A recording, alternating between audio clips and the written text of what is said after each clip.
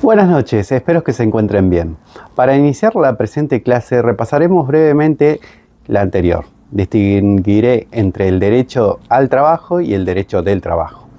El derecho al trabajo remite al derecho a trabajar, a tener un trabajo libremente aceptado, mientras que el derecho del trabajo se refiere al conjunto de normas jurídicas que regulan las condiciones necesarias para que las personas desarrollen su actividad con dignidad y generen un marco protector del derecho al trabajo, regulando las relaciones que se genera a raíz del trabajo humano y garantizando el cumplimiento de las obligaciones de las partes que intervienen en la relación laboral. En cuanto a la legislación laboral en nuestra República, a nivel nacional, encontramos dentro de nuestra Constitución Nacional el artículo 14 bis, así como el artículo 75, inciso 22, referidos a los pactos internacionales con jerarquía constitucional. Nuestra Constitución Nacional, en su artículo 14 bis, incorporado con la reforma de 1957, consagra los siguientes principios. Espero tengan la Constitución a mano para continuar la presente lectura del artículo mencionado. El trabajo, en sus diversas formas, gozará de la protección de las leyes, las que asegurarán al trabajador condiciones dignas y equitativas de labor, jornada limitada, descanso y vacaciones pagadas, retribución justa, salario mínimo vital y móvil, igual remuneración por igual tarea, participación en las ganancias de las empresas, con control de la producción y colaboración en la dirección, protección contra el despido arbitrario, estabilidad del empleo público, que veremos más adelante, organización sindical libre y democrática, reconocida por la simple inscripción en un registro especial. Queda garantizado a los gremios concertar convenios colectivos de trabajo, recurrir a la conciliación y al arbitraje. El derecho de huelga, los representantes gremiales gozarán de las garantías necesarias para el cumplimiento de su gestión sindical y las relacionadas con la estabilidad de su empleo. El Estado otorgará los beneficios de la seguridad social, que tendrá carácter de integral e irrenunciable, no se puede renunciar. En especial, la ley establecerá el seguro social obligatorio, que estará a cargo de entidades nacionales o provinciales con autonomía financiera y económica, administradas por los interesados con participación del Estado, sin que pueda existir superposición de aportes, jubilaciones y pensiones móviles, la protección integral de la familia, la defensa del bien de familia, la compensación económica familiar y el acceso a una vivienda digna.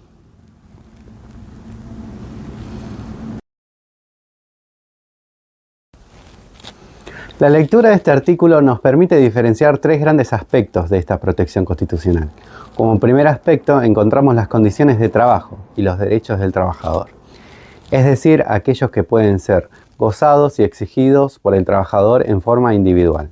Ejemplos de ellos son condiciones dignas y equitativas de labor, jornada limitada, descanso, vacaciones pagas, retribución justa, salario mínimo vital y móvil, igual remuneración por igual tarea, entre otros.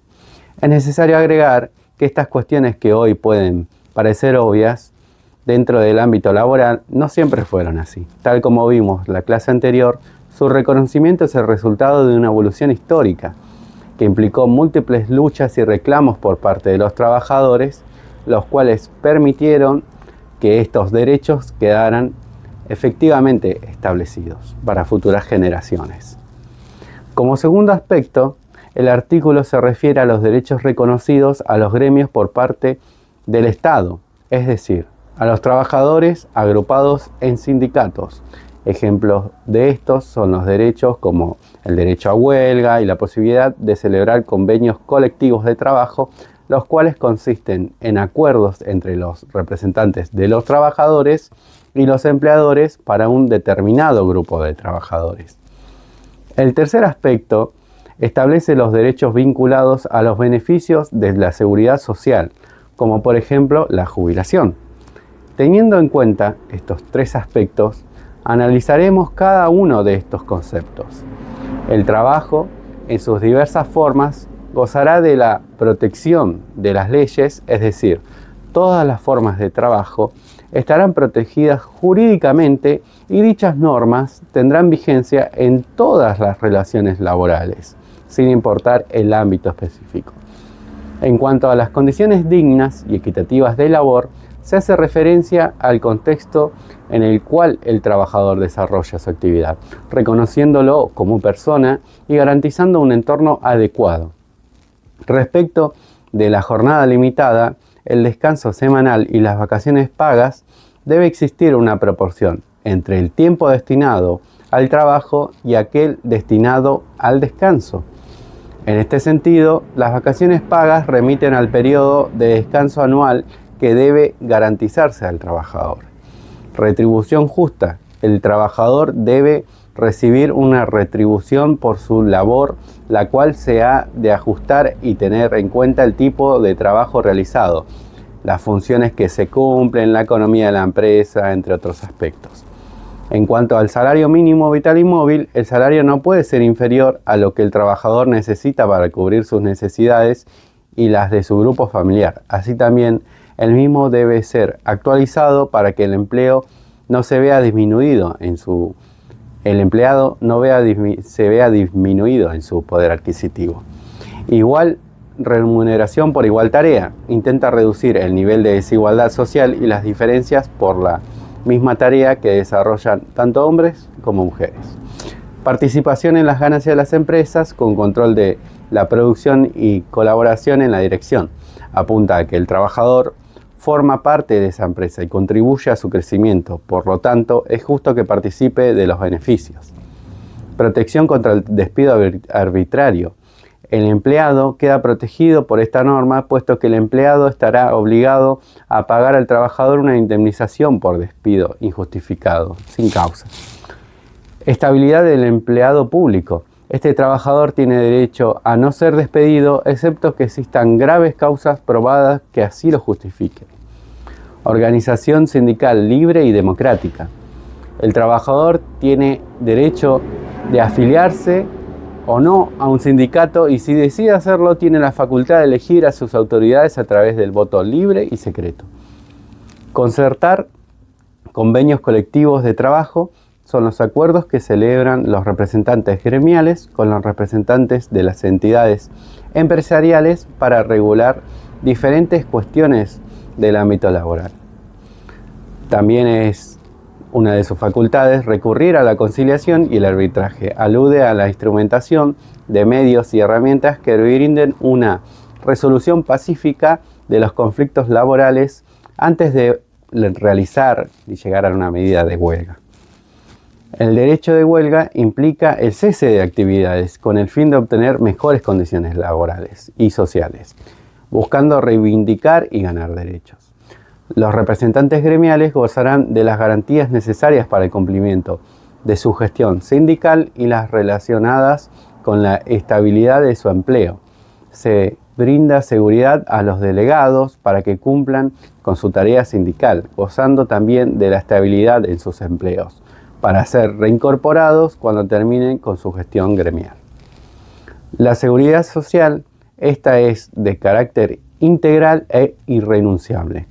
Es integral porque asume todas las contingencias y demandas vitales: enfermedad, accidentes, invalidez, protección a la infancia y minoridad, protección contra el desempleo, jubilación, formación cultural, elevación profesional, entre otros aspectos.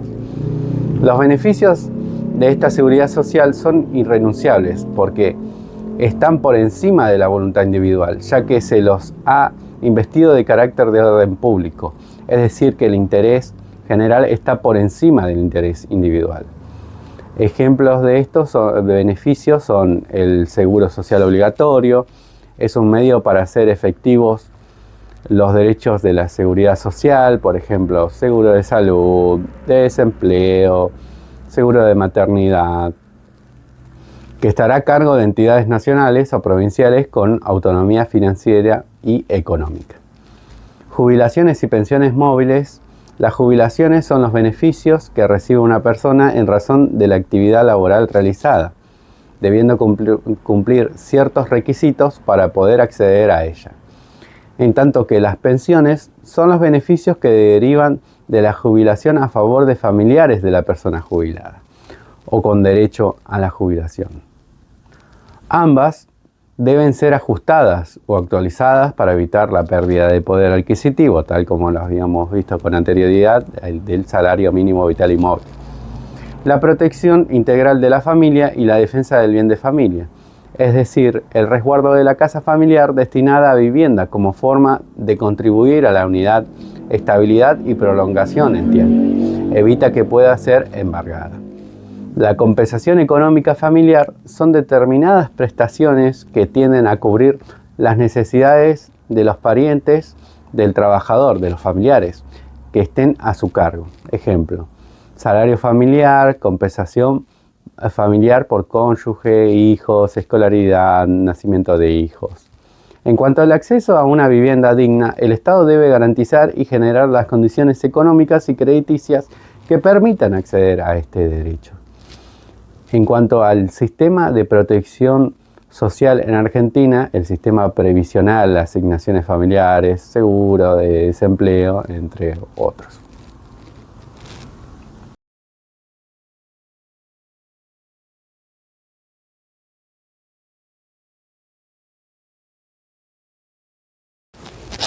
Como bien ya vimos en anteriores clases, la seguridad social es un sistema de protección que la sociedad brinda a sus miembros a través de un conjunto de medidas. Este instrumento de la política social del Estado tiene por objeto evitar la desaparición o una fuerte reducción de los ingresos por causa de enfermedad, maternidad, accidente de trabajo o enfermedad laboral, desempleo, invalidez, vejez y muerte. Y también la protección en forma de asistencia médica y de ayuda a las familias con hijos. Frente a cada una de las contingencias o riesgos sociales, las políticas de seguridad social compensan la disminución y o pérdidas de ingreso o el incremento de gastos generados mediante diversas prestaciones, generalmente dinerarias. Pero también pueden ser no dinerarias. Cada programa de protección social lleva implícita, de modo tácito, por debajo de lo que uno ve a simple vista, una concepción de la relación entre el Estado y la sociedad, así como del rol y los derechos de los ciudadanos. Como ya mencionamos, existe legislación protectora de derechos laborales y de la seguridad social. En este punto, cabe mencionar que en abril de 2011, el Congreso de la Nación ratificó el Convenio 102 de 1952 de la OIT, de la Organización Internacional del Trabajo, relativo a la norma mínima de la seguridad social. Este es el único convenio internacional que trata sobre las 9 ramas de la seguridad social, a mencionar: asistencia médica, prestaciones monetarias por enfermedad, prestaciones de desempleo, prestaciones de vejez, prestaciones en caso de accidentes de trabajo o enfermedad profesional, prestaciones familiares, prestaciones de maternidad, prestaciones de invalidez y finalmente prestaciones de sobrevivientes.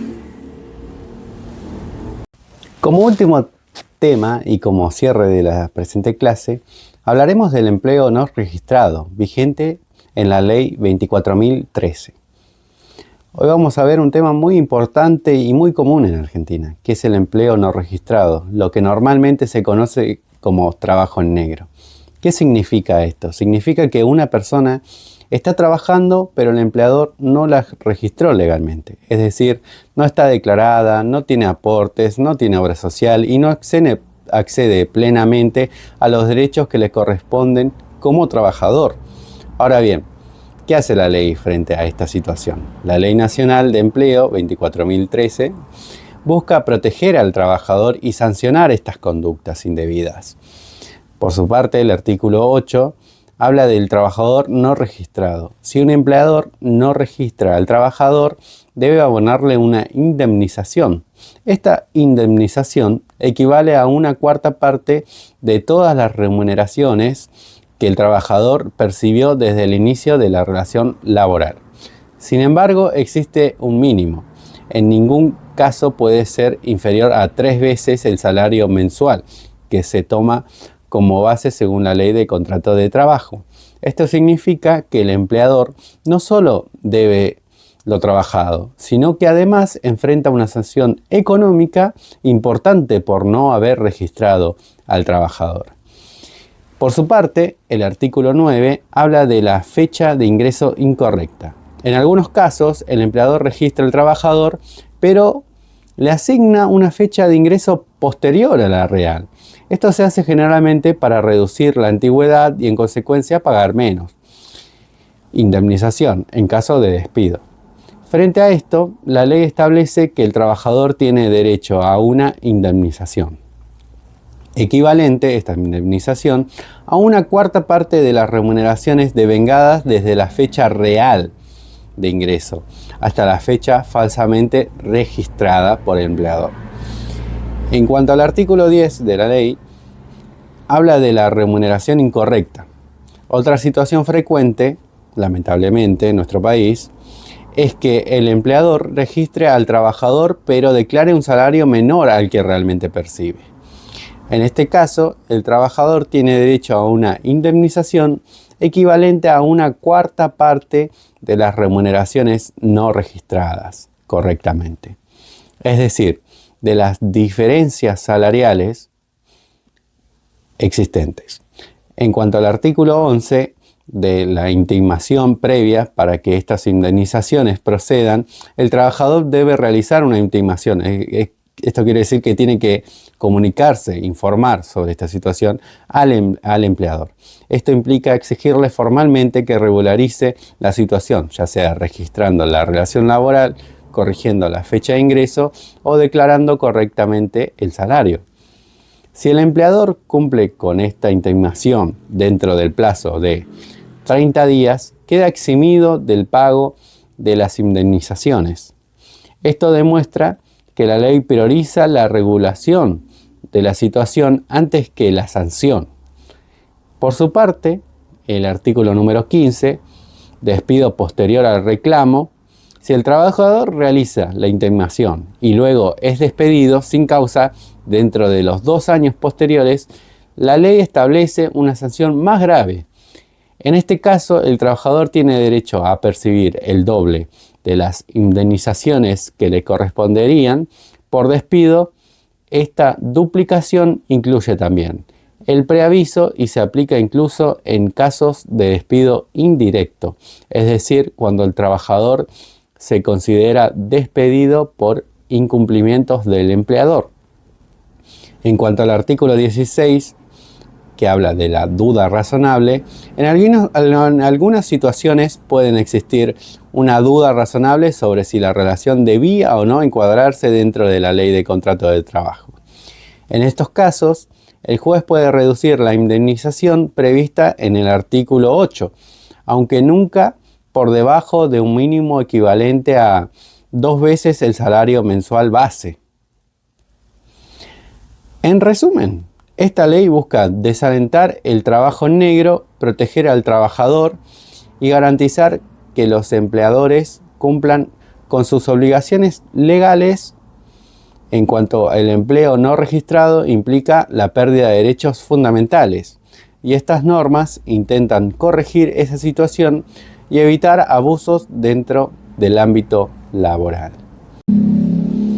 Y con esto ya damos un cierre a la clase de hoy. Espero que lo hayan disfrutado, hayan entendido el tema, que es muy interesante porque en sí la cuestión laboral es algo que atraviesa a toda la sociedad y a todos. Así que bueno, nos veremos la próxima y cualquier consulta se encuentra presente en la plataforma, el foro de consultas, y nos vemos la próxima clase. Buenas noches.